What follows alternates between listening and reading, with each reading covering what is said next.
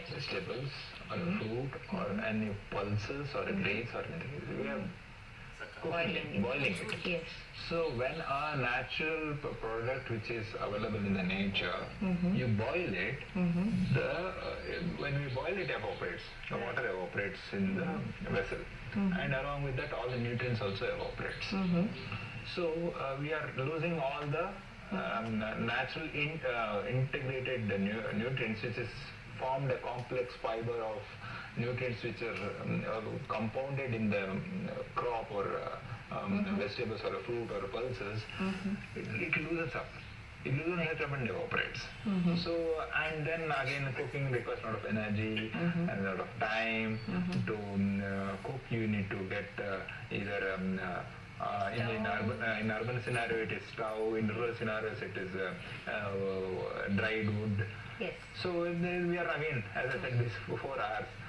So we are protecting again an environment of energy efficiency, and you save, again I'm coming back to the economy, you are saving a lot of money. So for any meal to be cooked, if you have to monetize the cooked food, the basic thing in any of the outlets, you need at least minimum 30 to 50 rupees. Okay. And if you have a dry or a raw food, which is, as I said, salads, sprouts, just mixing it. Yeah, again there is one more higher level of raw veganism is the cutting the fruits and vegetables. So we should have a whole fruit. Okay. Whole vegetable. So you directly bite it and have. Yes, for example for cucumber. So cucumber peel has a lot of fiber in it. Okay. Yeah, in most of the cases in urban scenario we give it to animals, right? Or we throw it away. There are some peels which cannot be consumed. Yes. But there are the alternate options for that. For example, mango, papaya, banana can be eaten or cannot be eaten depending on the variety and the thickness. Yes. And then what else? Apple and apple, chiku. Nowadays apples are again wax coated. Yes. But the natural forms are good. So there are some vegetables, some fruits where the whole fruit can be eaten. For example, pineapple peel cannot be consumed because it has thorns and fiber in it. A human body digestive system is not designed for it. So the animals can consume and digest it. So one, you are not creating garbage, and again you are consuming the complete intake of the nutrients which is in the natural form. Correct. The moment it is cut, it is some portion of the nutrients is evaporated or vented out. And then again you cook, again most of the things are gone. Right. And when it comes to sprouts again, in the last section we discussed about the gastric problem of the sprouts. Yes. So the moment you cook the cereals and pulses, their enzymes or the minerals have lost, nutrients have lost. Okay. If you just soak it and have a diet as a raw vegan, all that the minerals which are intact, it can supplement your nutrients. So being next level of going vegan is raw veganism. In the urban scenario, in the socializing lifestyle, it's slightly difficult. Yes. Because many of them are not following it, and socializing is always that having the meal together, and then if you have a just different choice of your food. Correct. People feel that you are socially disconnected, but the time is changing. That is a positive sign. Even I see many of the kids, when they go to hotels, they only eat fruits and salads. That's a good sign I'm seeing. Kids don't like the cooked food. Okay. Right, because as you know, kids when they grow up, they actually get attracted to junk. But now this is not happening. Yeah, this is not happening. That is a good sign. Because they see the kids are the purest form of the human beings, because they are not their minds are not corrupted. They are. So if they like it, there is some reason behind it, because it is our version of the uncorrupted, unpolluted mind which is liking it. So that is a way forward. So raw veganism helps in terms of getting all the natural nutrient intact in a natural form directly without losing it. So as I said, it is so much of effort is required to grow, germinate one seed and grow and give a fruit or a vegetable, and then we are being deprived of those nutrients by cooking. Yes. So what I am practicing presently is at least the breakfast portion. I'm having raw vegan. Afternoons I try, and then there are nowadays the different apps have been developed based on the vegan, but they are quoted in different ways. Like many people, especially girls, are following this food diet, dietary plans, and vegetable dietary plans. And I also suggest to have fruit in the morning and vegetable salad in the night. Okay. Reason being, fruit has a natural form of fructose, which is a sugar. Natural sugar, which sugar gives energy. And it sustains throughout your energy levels what is required to complete your day. If you have fruit in the night, that sugar intake, what you consumed in the night in terms of food bowl or whatever, it's stored in your digestive system. Correct, yes. It is not used. That energy is not used, it gets stored. So let us have fruit in the morning, so that gives the energy for throughout the day, and vegetable in the night.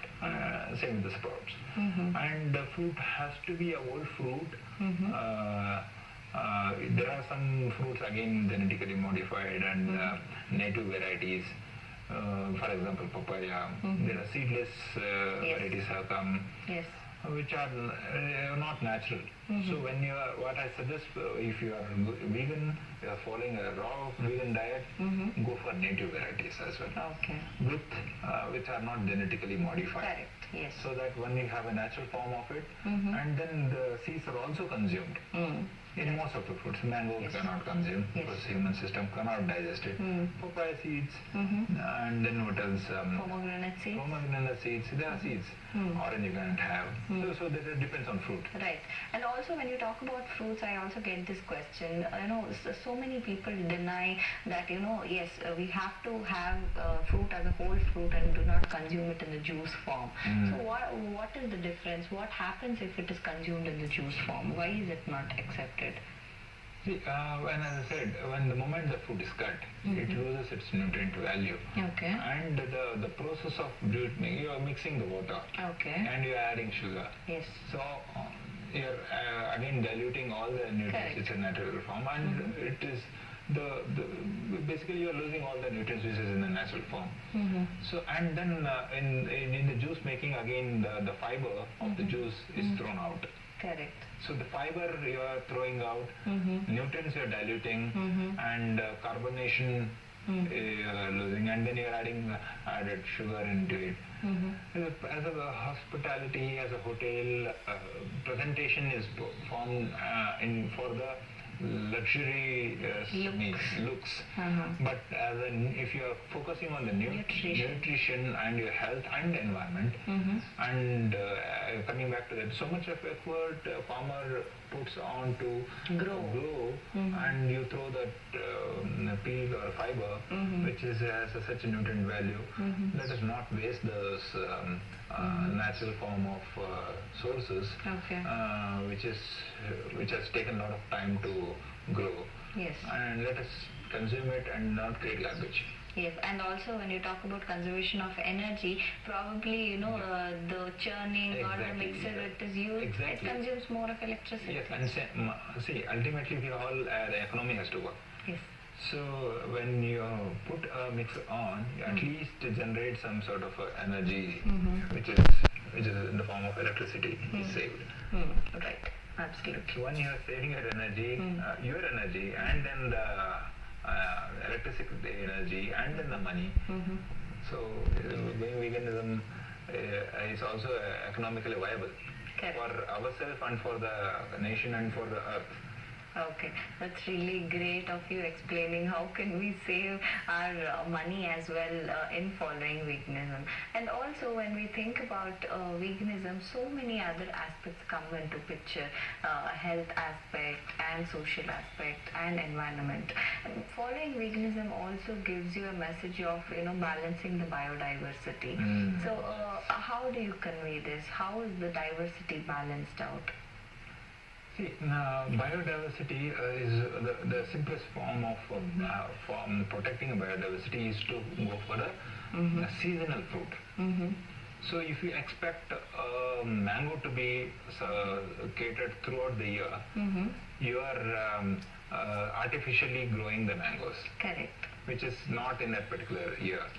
So biodiversity there is imbalance, and there are the cycle of this weather cycle, a different weather suitable for different crop. Okay. Yes. So if you try to reverse it, but through the artificial process of agriculture, you are creating imbalance of the biodiversity. Correct. And then more water is required. See, whatever the water intake is required for a mango to grow in the mango season and in the non-mango season, it is high. Right. So follow the regional diversity, follow the seasonal diversity. Right. You can protect the environmental aspect. Right, absolutely. Yes, sir, we will continue the discussion, but let's take a short break now and come back. So viewers, we will